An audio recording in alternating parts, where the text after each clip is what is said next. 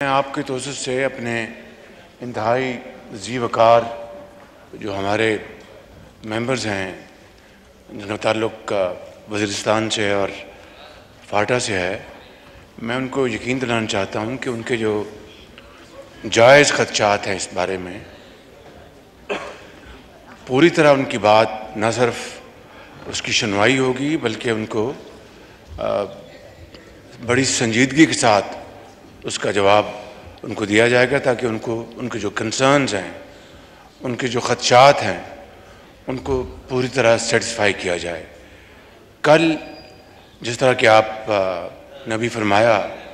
इसके लिए दिन मुख्तस किया गया है। पूरे हाउस को, नेशनल असम्बली को इन कैमरा ब्रीफिंग दी जाएगी और फिर मेरे जो ऑनरेबल मेंबर्स हैं वो अगर चाहेंगे तो बाकायदा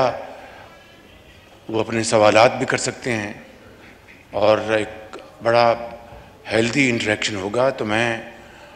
फिर चाहूँगा कि आपके तोसत से उनको यकीन दिलाऊँ कि कतन कोई ऐसी बात नहीं की जाएगी जिससे कि मामलात ख़राब हों, बल्कि ख़राबी को ठीक करने की एक सही है और उसमें उनकी जो कंट्रीब्यूशन है वो पूरी तरह शामिल होगी।